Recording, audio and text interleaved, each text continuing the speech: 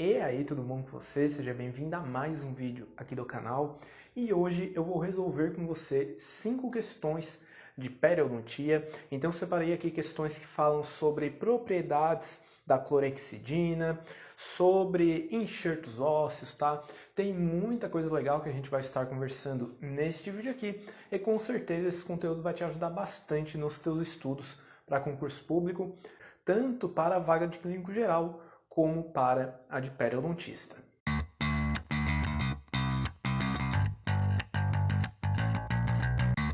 Mas, rapidinho, só antes de começar, eu queria te lembrar que agora o Arriba Dentista é parceiro do Passei Direto.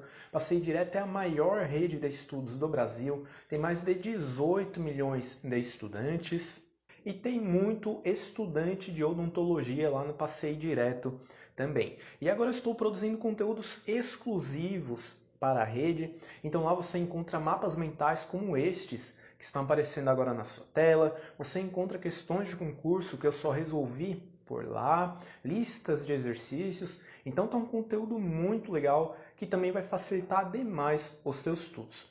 Mas então agora vamos para a nossa primeira questão deste vídeo aqui, eu vou deixar 10 segundos na tela e depois a gente vai para a nossa resposta.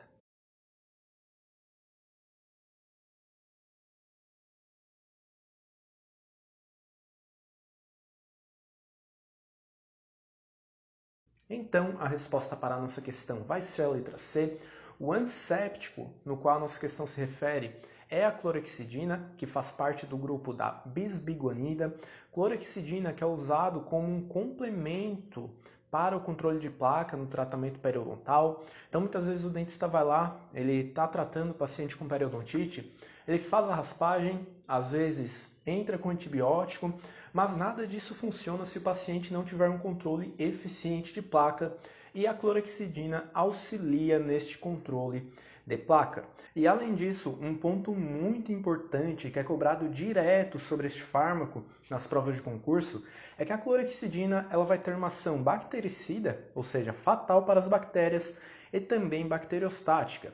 Ou seja, esse medicamento vai inibir o crescimento bacteriano também. E sem falar que a clorexidina é eficiente tanto contra bactérias gram-positivas quanto contra as gram-negativas, mas o seu efeito vai ser maior contra as gram-positivas, e isso eu já vi ser cobrado demais em provas de concurso. Então é legal você estar anotando aí no seu material. E a principal propriedade da clorexidina vai ser a substantividade, que também é conhecida, referida como retentividade, onde a clorexidina ela tem a capacidade de se aderir aos tecidos bucais, tipo dente, gengiva e mucosa, e ser liberada aos poucos. E geralmente esse efeito da substantividade dura 12 horas e por isso os bochechos com clorexidina são indicados 2 vezes ao dia, E geralmente a concentração da clorexidina indicada para bochechos diários vai ser de 0,12% naquelas 2 aplicações que eu mencionei, Mas então, resposta aqui, letra C. Vamos agora para a segunda questão deste vídeo, 10 segundos na tela.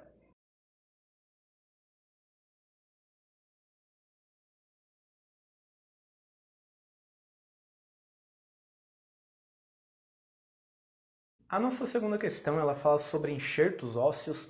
E os tipos de enxerto mais usados na odontologia vão ser os autógenos, halógenos, xenógenos e a partir de biomateriais sintéticos. E a resposta para essa questão vai ser a letra A, porque os enxertos halógenos são aqueles doados por uma outra pessoa. E o osso halógeno normalmente é proveniente de um banco de ossos. Além disso, a gente tem os xenenxertos, que são os enxertos xenógenos, citados ali na nossa letra B.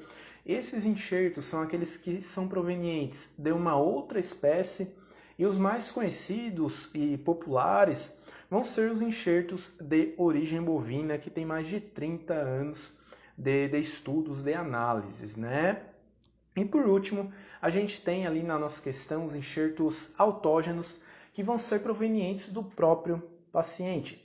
Esse tipo de enxerto aí, a gente não vai ter aquele risco de rejeição, mas a principal desvantagem dele é que o paciente vai precisar passar por 2 procedimentos cirúrgicos. Então, se for um paciente aí de mais idade, com algumas complicações sistêmicas, talvez isso não seja indicado. Mas então aqui resposta letra A. Vamos agora para a nossa questão número 3.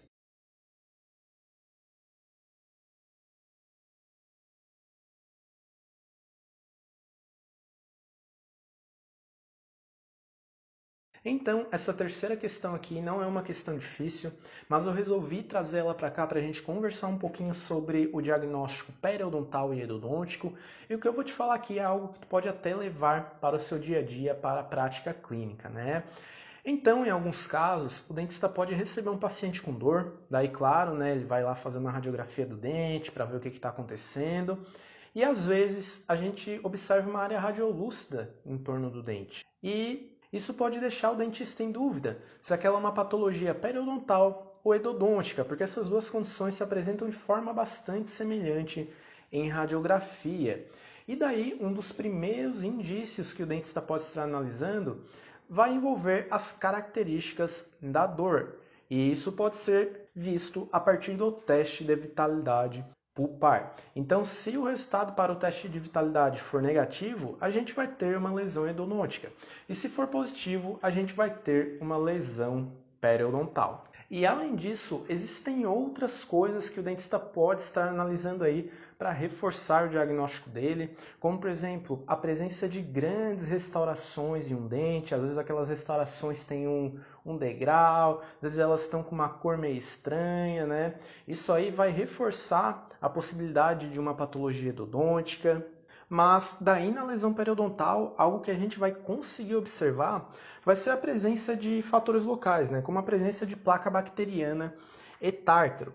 E também o exame de sondagem periodontal pode ajudar bastante no nosso diagnóstico, porque quando o dente estiver afetado por uma patologia periodontal, o exame de sondagem vai ser positivo ali ao redor de todo o dente, em toda a margem gengival. Mas, quando a gente tiver uma lesão endodôntica, a sondagem vai ser positiva somente no ponto onde a gente tem fístula, tá? E a mobilidade de apenas um dente, pessoal, pode indicar uma lesão endodôntica, em um estado agudo, né? Esse tipo de mobilidade aí, associado a essas lesões, é bastante comum. Mas se a gente tiver uma mobilidade generalizada, isso é mais indicativo de uma patologia periodontal. Então são várias coisas que a gente pode estar analisando aí, mas o que vai dar o estalo, né, pra gente e meio que confirmar nosso diagnóstico vai ser o teste de vitalidade pulpar, e por isso a nossa resposta aqui vai ser a letra A. Lembrando que em alguns casos a patologia pulpar pode causar a patologia periodontal e o oposto também pode ocorrer, né? A patologia periodontal também pode causar uma patologia pulpar endodôntica, né? E daí a gente vai ter o que a gente conhece como lesão endopério. Então, um dente ele vai ter comunicação com o periodonto através dos canais principais, colaterais, laterais e tudo mais. E as bactérias de dentro do dente podem passar para o ligamento periodontal, como também as bactérias do ligamento periodontal daí podem passar para o interior do dente. Mas em relação a essa questão, era mais isso que eu tinha para falar. E agora vamos para a penúltima questão deste vídeo aqui, né? A questão de número 4.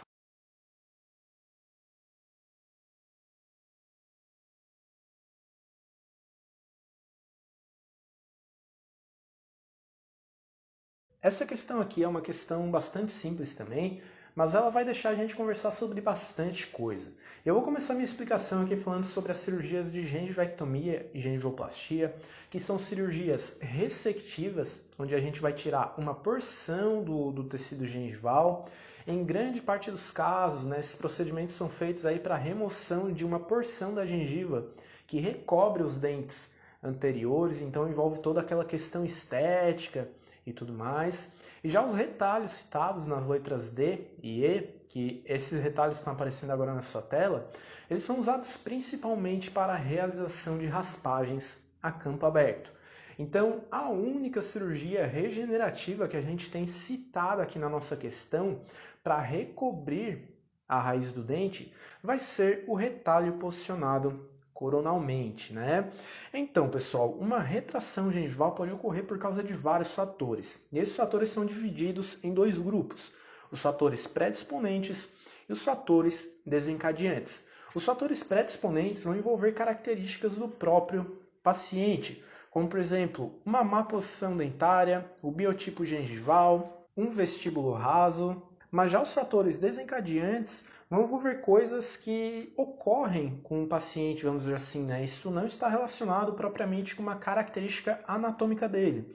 Então, entre os fatores desencadeantes, a gente tem uma escovação traumática realizada de forma muito forte, lesão cervical de cárie, próteses mal adaptadas, invasão do espaço biológico, movimentação ortodôntica, trauma oclusal e outros hábitos nocivos, né? E assim, pessoal, quando a gente tem uma retração gengival, isso não vai afetar somente a questão estética, né? O paciente, ele também pode ter uma sensibilidade, isso vai aumentar a chance do desenvolvimento de uma cárie radicular.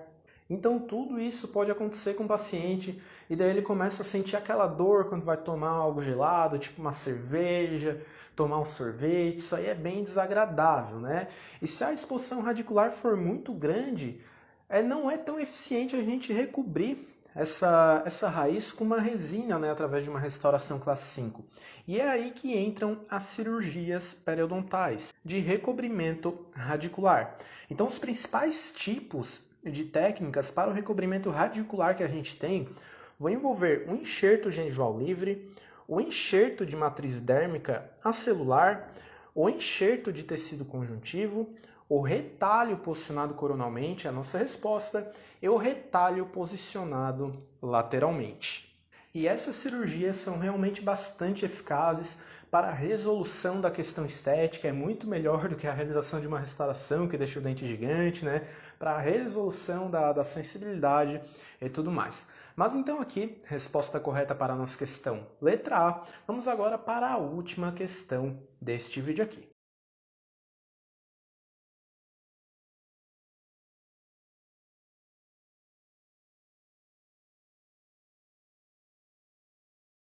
Antes da gente ir para a nossa resposta, eu queria falar um pouquinho sobre a classificação das lesões de furca. Isso é algo bastante cobrado, não só nas provas de periodontista, mas também nas provas de clínico geral. E para você entender a resposta aqui, é ideal você compreender como que funciona esta classificação. Então, a avaliação de uma lesão de furca é feita a partir de uma sonda Narbers, que tem uma ponta curvada específica para entrar no meio das raízes, né? Entre as duas raízes ali de um dente. Esta sonda está aparecendo agora na sua tela, mas quando esta sonda penetrar até 3 milímetros, a gente vai ter uma lesão de furca grau 1. Quando ela entrar mais do que 3 milímetros, a gente vai ter uma lesão de furca grau 2. E quando a sonda atravessar o osso ali, a gente vai ter uma lesão de furca grau 3. E a determinação da gravidade da nossa lesão de furca é essencial, porque é isto que vai guiar o tratamento, né? Então, dependendo da infecção bacteriana, do acometimento periodontal e tudo mais, a gente vai ter diferentes opções aí para tratar o caso. O tratamento periodontal, né, que como tu sabe, tem o objetivo de eliminar a infecção bacteriana ali da raiz do dente, da porção periodontal. Mas quando a gente tem uma lesão de furca, não é possível a gente remover todas as bactérias ali entre as duas raízes, né? A cureta não alcança aquela região. E daí, se a nossa lesão de furca for muito grave, é essencial a remoção dessas bactérias para o controle da infecção, né? E é aí que entra opções de tratamento como a ressecção radicular.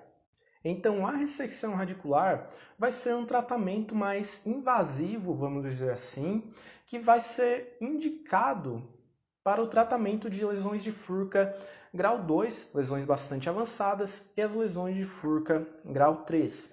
E como que é feita esta ressecção radicular? Então, a lesão de furca vai ocorrer em dentes multirradiculares, entre as raízes deste dente.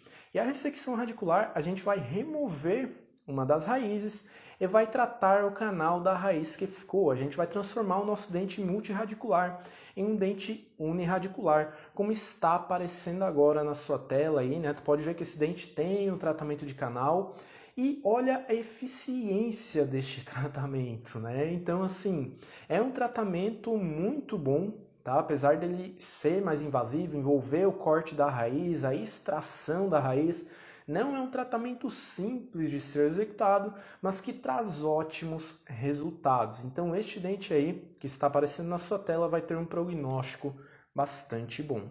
Então, a extração de um dente com uma lesão de furca só vai ser feita realmente em último caso, tá, pessoal? Quando a gente não tiver outra opção. E só lembrando, para a gente encerrar aqui, que lesões de furca grau 1, aquelas lesões mais simples, elas podem ser tratadas a partir daí de uma raspagem periodontal a campo fechado ou a campo aberto. Daí o dentista vai ver ali se ele conseguiu remover o cálculo, a placa bacteriana de forma eficiente ou não. E a partir disso, ele vai selecionar o tratamento dele. Mas então, resposta aqui para a nossa questão. Letra C, por hoje era isso. Muito obrigado a você que acompanhou este vídeo até aqui. Qualquer dúvida é só deixar nos comentários, eu estou disponível. Não esqueça de me seguir lá no Instagram, que eu tenho muito mais questão de concurso resolvida. E claro, né, eu te vejo na próxima. Até mais. Tchau, tchau.